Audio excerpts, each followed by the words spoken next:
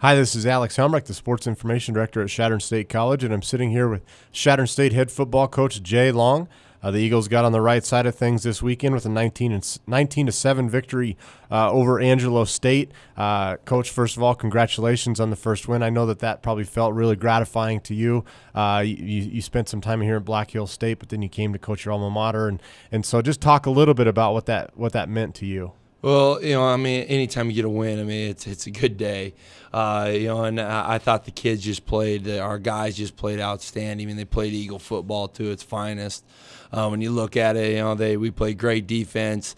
We had long drives on offense, ate up the clock, scored 3 times. The defense had 3 takeaways, and we had 12 tackles for loss.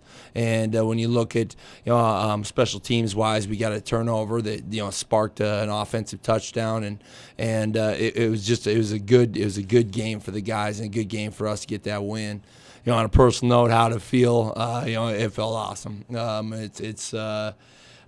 think that there's only a few people out there that get the opportunity to play college football and finish college football, and they know what the pride and the inside feelings they get when they play and when they talk about their team. And for me to be able to go back and coach at the place where I played and get that win, it's a very special feeling. That's for dang sure. Kind of an interesting game. Last season, the Eagles hosted Angelo State, ended up losing a large lead in the fourth quarter and lost 49-42. This game was not like that. There's a lot of offensive fireworks last year. This game, pretty much all defense, and the Eagles certainly put on a show. Kevin Lindholm had 11 tackles.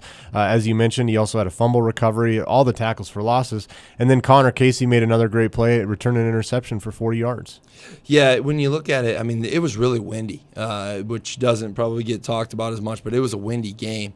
And it made both offenses, they struggled when going into the wind.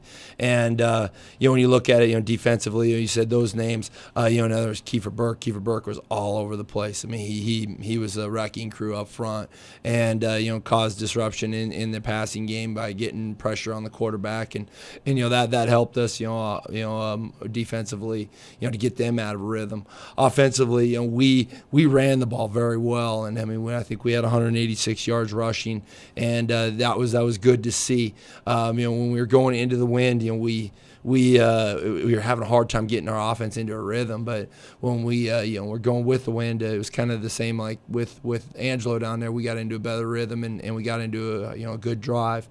Late in the game, I would say that offensively, I got to give some props to the offensive line and the tailback crew and really our whole offense. I think we ran the play 18 times straight to run about 5-6 minutes off the clock. So that was a huge part of the game of us at the end controlling that clock and not letting their offense back on the field. Glenn Clinton led the Eagles with 117 yards on 17 carries. He also added a touchdown and had the longest play of the day, a 51-yard scamper that set up the first touchdown of the game when John McClain went 2 yards to the end zone. It was the 10th game out of 21 career starts for Glenn Clinton where he's gone over 100 yards. So certainly having a really great career, and there's still a couple of years left to that. Dominic Morris had another good game, 11 carries for 35 yards, and probably an emotional game for him. Of course, Angelo State was the game last year where he got knocked out of and really had that tough injury to his head. He's bounced back, had a great spring, and had a good fall camp, Coach. But then there's also John McClain, 13 of 21, and you look at it, not a lot of yards, 93 yards. The longest play was 22, but an effective ball control offense, something I'm sure you and your coaching staff wanted to do going in. When you look at it, we threw deep, I think, 4 times, and we got 4 pass interference penalties, against Angelo. And we catch those. John's going to have a lot more yards in regard to that, but we got the PIs. Unfortunately, they were offsetting fouls on everyone up front wise. We had a hands to the face, we had a holding on one, and then I think we had a holding on 2 of them. So that also negated some of the yards and some of the effectiveness that I guess we look at if you want to just look straight at stats. But John did a great job managing the game, especially within our long drives. And then Alan Schmaltz, the graduate assistant of the Sports Information Office, we can't go without saying him, had a great game, maybe one of his best games. He caught a 12-yard touchdown pass, and then, as you mentioned, forced a fumble and recovered the fumble. Yeah, he did. He also this week he got nominated for the Hammer. He's going to carry out the Hammer this week.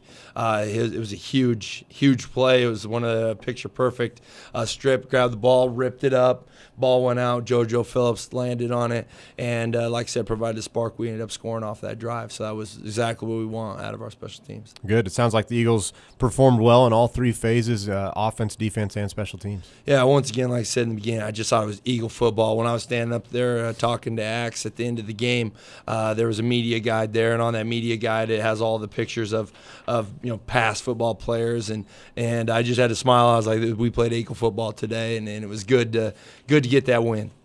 So the Eagles will begin Rocky Mountain Athletic Conference play this weekend. Their third road trip in a row. They're going to go to Colorado Mesa there in Grand Junction, Colorado, to face the Mavericks. It's a 1 p.m. kickoff Mountain Time. Colorado Mesa is currently 0-2 on the season. They also had 2 non-conference games to open up. They lost at Humboldt State, and they also lost at Northern Colorado. This will be their first home game. Coach, just looking at Colorado Mesa, the first thing that stuck out to me looking at their two-deep was an incredibly young team. They're starting a lot of redshirt freshmen and a lot of sophomores, and that's to be expected with the entirely new coaching staff that they brought in. When you look at it, I mean, they got some players, I would say, up front on their defensive line. They have some special players there.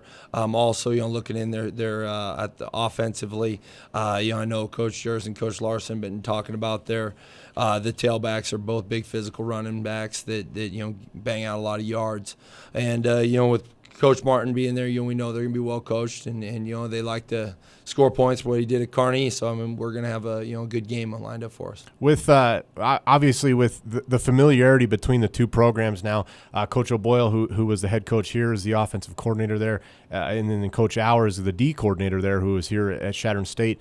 Has it been kind of weird to prepare for this game this week?